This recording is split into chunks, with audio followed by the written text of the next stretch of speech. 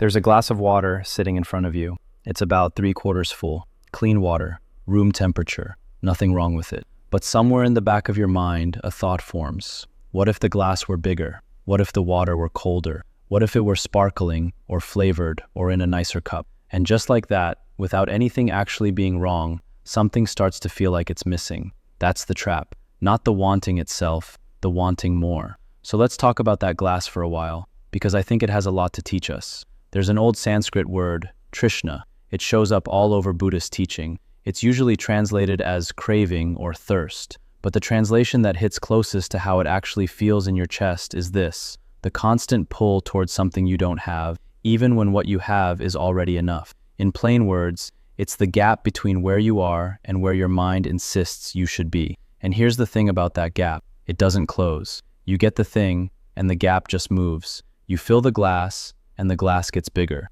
You felt this. Everyone has. You wanted the job. You got the job. For about a week, maybe 2, it felt like enough. Then you started thinking about the next position, the better title, the office with the window. Not because the job got worse. It didn't change at all. Your mind just refocused, found the next empty space and leaned into it. Or maybe it was simpler than that. You wanted a phone. You got the phone. You loved the phone. Then the new model came out. And suddenly the phone you loved yesterday has a screen that feels a little small, a camera that's not quite sharp enough. Nothing broke, nothing changed, except now the glass looks 3/4 full again. See, this is what Trishna does. It doesn't wait for you to be unhappy. It takes something perfectly good and whispers, yes, but it could be more. Yes, but someone else has better. Yes, but what about the next thing? And you listen, not because you're greedy, not because you're broken, but because that whisper sounds so reasonable. It sounds like ambition, like standards, like not settling, right? But there's a difference between growing and grasping. And the trap is that they feel almost identical from the inside. Let me show you what I mean. Growing says, I'm grateful for this, and I'm ready to build on it. Grasping says, this isn't enough, and I won't be okay until I get more. Growing comes from steadiness.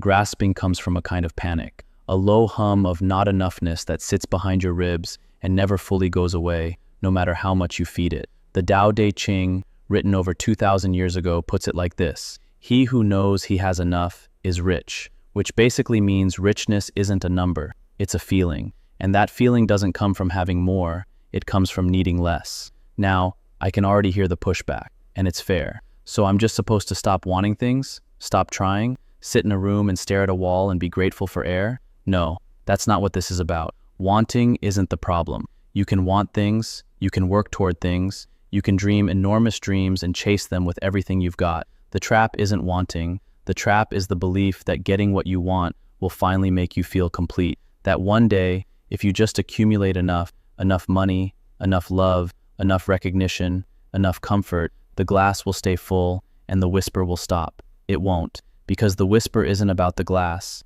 It's about the one holding it. There's a story from the Hindu tradition about a king who owned everything: lands, jewels, armies, gardens, the kind of wealth that makes your mind go quiet just imagining it. But the king couldn't sleep. Every night, he lay awake thinking about the one kingdom to the east he hadn't conquered, the one gem he hadn't acquired, the one thing that remained outside the borders of his control. A wandering sage visited the palace. The king asked him, "How do I find peace?" And the sage said, "You already have it. You're just standing in front of it, looking the other way." That line has stayed with me for a long time, because I think most of us do that. We stand in rooms full of what we've built and stare out the window at what we haven't, not because the room is empty, but because looking out the window has become a habit, a reflex, the default setting of a mind that was never taught how to rest. And here's where it gets tricky. The world around us is specifically designed to keep that reflex alive. Think about it. Every ad you see is engineered to make your glass look emptier than it is.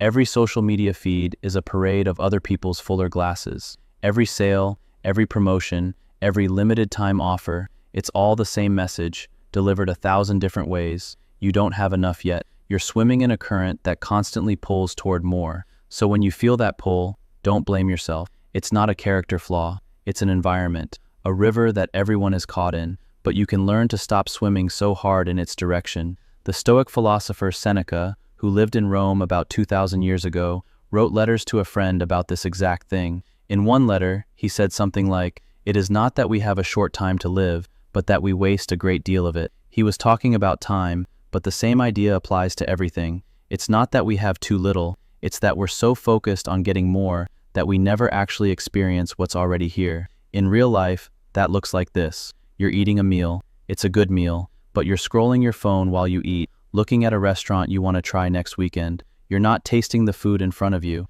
You're already reaching for the next meal, the one that doesn't exist yet. And when you get to that restaurant next weekend, you'll probably do the same thing. Scroll, plan, reach. The glass keeps refilling and you keep not drinking from it. So what do you actually do about this? I don't think the answer is some dramatic shift. You don't need to sell everything you own or move to a mountain or renounce all desire. That's the movie version. Real life is quieter than that. The real shift is small, almost embarrassingly small. It's just noticing. Noticing the moment when enough becomes not enough. Catching the whisper right as it starts. Yes, but, okay, there it is. I see you. I don't have to follow you. The Buddhists call this awareness. Not fighting the craving, not suppressing it, just seeing it clearly, the way you'd watch a cloud move across the sky. It's there, it's real, but it's not a command. You don't have to chase every cloud. And here's the thing that might surprise you. When you start noticing the wanting instead of just obeying it, something loosens. The grip weakens. Not all at once, not permanently, but enough that you can sit with your 3/4 full glass and actually taste the water. There's a practice that comes from Naikan, a Japanese method of reflection. It's very simple. At the end of the day, you ask yourself 3 questions. What did I receive today? What did I give today? What trouble did I cause today? That's it. No mantras, no meditation cushion, just 3 honest questions. And what happens, slowly, over time, is that your attention starts to reorganize itself. Instead of scanning for what's missing, you begin to register what's already arrived. The meal someone made, the door someone held, the fact that your body carried you through another day without you even asking it to. This isn't about pretending everything is fine when it's not. If you're genuinely struggling, if the glass is actually empty, if you're hungry or unsafe or in pain, then wanting more isn't a trap. It's survival. And no one should tell you to be grateful for scraps. But most of the time, for most of us, the glass isn't empty. It's just that we've been trained to see the space above the waterline instead of the water itself. I knew someone once who spent years chasing a particular version of success, specific salary, specific title, specific lifestyle. And when he finally got there, all of it, every detail, he told me something I'll never forget. He said, I climbed the whole ladder, and when I got to the top, I just felt tired. Not happy, not devastated, just tired. Because the climbing had become the whole point. He had never once practiced the skill of arriving, and that's what it is, a skill. Arriving is a skill. Contentment is a skill. It's not something you feel automatically when conditions are right. If it were, every wealthy person would be at peace, and every simple person would be miserable. And clearly that's not how it works. You have to practice landing where you are, over and over. The mind takes off, and you bring it back. It reaches, and you notice. It whispers, yes, but, and you respond, gently, not right now, I'm here. That's the whole practice. It's not complicated, but it is daily. Let me go back to the glass one more time. The water sitting in it right now, it's not forever. The glass could tip, the water could evaporate.